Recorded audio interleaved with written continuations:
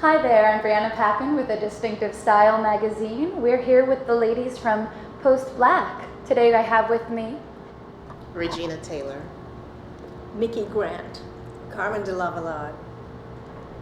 Well, thank you ladies so much for sitting down and talking with us. This is wonderful. Regina, what has it been like to work with these legendary, wonderful women? Yes, they are legends. They are our treasures. They are trailblazers. And they have inspired me in my career, and they've inspired me in my life, what they bring in terms of bringing all of themselves to their work, and also in terms of socially as well. Ladies, now you've been around, you've been in the business for a very, very long time. What are the changes that you've seen? Ms. Grant, what are the changes you've seen? Well, I use that quote from Lost Heart sometimes when he says the author's the only one there when the paper is white. And the changes I've seen, I could say I've seen happen on television, where you would be so excited if you saw a face of color doing something extraordinary, except bringing in a tray or standing behind the counter saying nothing. I've seen that change, and that's major. I remember my first acquaintance with Regina Taylor was in I'll Fly Away, which is something I simply wouldn't miss because I loved the character, and the strength of the character, and what she brought to it. I've experienced a lot of firsts, and and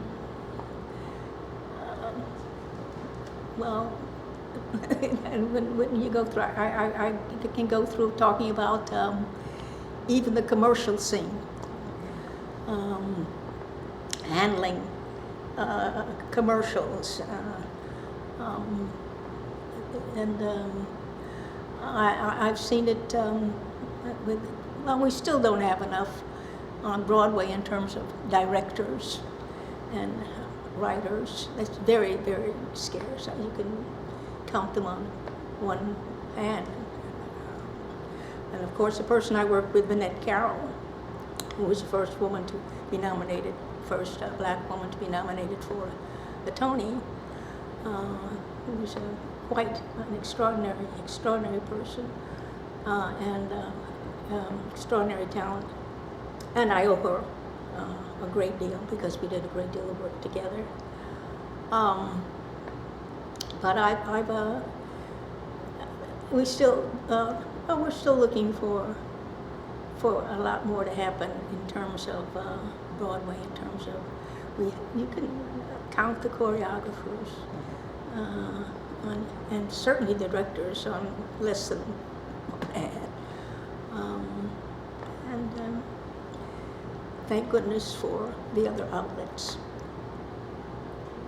What's so amazing is in your knocking down the doors. We were talking earlier about you're coming from Chicago. People not understanding the vision and the dream and the courage to leave your home place and go somewhere unknown and to go into unknown territory, unexplored territory. What we have here are astronauts. You talk about dreams. Yes. Yeah, following your dreams, following your heart. And you are doing things that people couldn't imagine an African American woman doing in the field of writing, producing, directing. Just really phenomenal. Well, you almost had to do it for yourself. Yes. It wasn't the case of just following your dream, but sometimes having to make your own dream happen. That's right. For yourself. Ms. DeLavallade, what has it been like to live your dream? To make these trailblazing, breaking down boundaries, all of the things you've seen and done. Well, I was born in Los Angeles, you know, and your whole life was mainly Hollywood and movies. And I started out as a dancer at a Lester Horton Dance Theater. And from there, you know, I've done Broadway, I've gone to the opera, I've done films, I've done television, I've done nightclubs. I don't know, it was one of those things that I've never really planned it. It just sort of happened, but I'm always up for a challenge. And finally I ended up at the Yale Repertory Theater teaching the actors movement and became a member of their company. And that was the biggest challenge for me because of the use of the voice and translating. I was happy on stage, I was perfect on stage, knew comfortable, but when it came to the voice and that whole transition of, see in dance everything is much more, it's like the army.